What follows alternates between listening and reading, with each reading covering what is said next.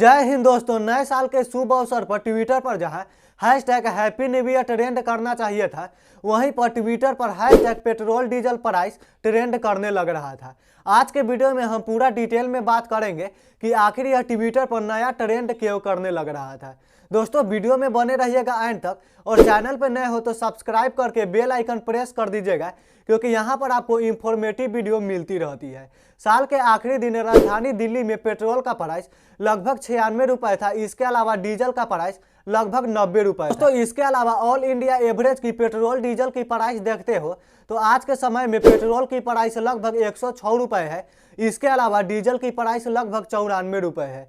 दोस्तों जिसे अगर हम 2014 से कंपेयर करते हैं तो जब मोदी सरकार सत्ता में आई थी तब पेट्रोल का प्राइस लगभग 71 रुपये थी। इसके अलावा डीजल की प्राइस लगभग 55 रुपये थी। आप अपने हिसाब से देख सकते हो कि 8 सालों में पेट्रोल और डीजल का प्राइस कितना ऊपर गया है।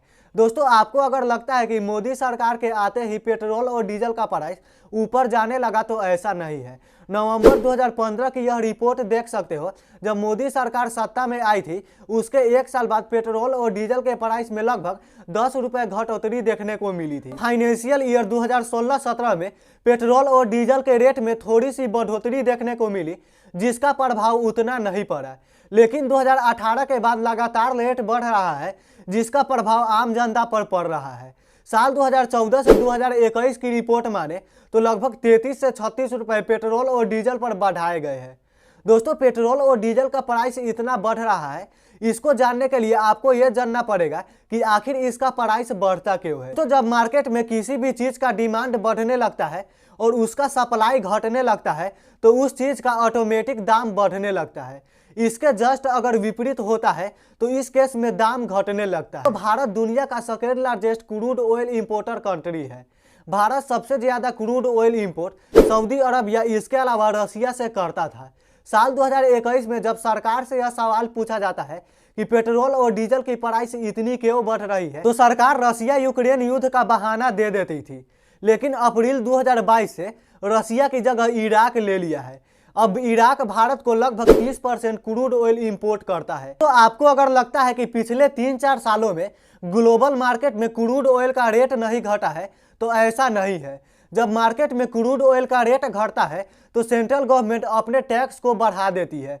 आज के समय में सेंट्रल गवर्नमेंट पेट्रोल पर लगभग 33 रुपये टैक्स लेती है और डीजल पर लगभग 32 रुपये टैक्स लेती है, जिसे अगर हम 2014 से कंपेयर करते हैं तो लगभग 3 गुना है। जब मोदी सरकार सत्ता में आई थी उससे आने से पहले पेट्रोल और डीजल पर लगभग 11 रुपये टैक्स लिए जाते हैं, लेकिन आज के समय में आप देख सकते हो कि उसका 3 गुना टैक्स लिया जा रहा है। इसके कारण पेट्रोल और डीजल में लगातार बढ़ोतरी देखने को मिली है। दोस्तों पेट्रोल और डीजल के केस में देखते हैं तो हमारी हालत पाकिस्तान, इसके अलावा और छोटे छोटे देशों से भी बदतर है। दोस्तों ऐसा नहीं है कि पेट्रोल और डीजल का दाम भारत में ही महंगा है। इसके दुनिया में दूसरी तरफ ऐसे भी देश है जहां पर पेट्रोल और डीजल की रेट है भारत से लगभग 1.5 गुना है। जैसे आप सिंगापुर को देख सकते हो।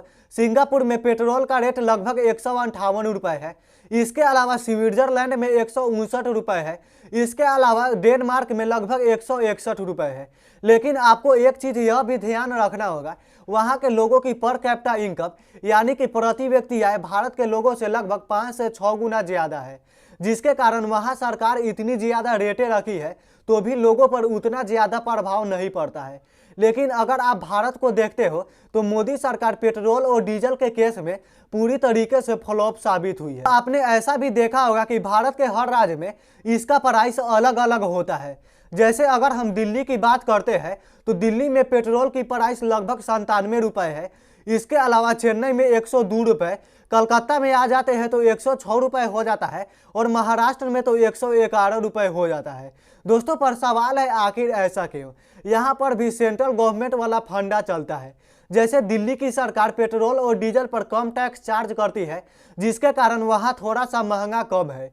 लेकिन वहीं पर अगर हम महाराष्ट्र, मुंबई जैसे राज्य में आ जाते हैं तो वहाँ की सरकार थोड़ी ज़्यादा चार्ज करती है, जिसके कारण वहाँ रेट ज़्यादा हो जाता है। तो इसी के रिगार्डिंग कांग्रेस के कार्यकर्ता रोड पर प्रोटेस्ट करने उतरे।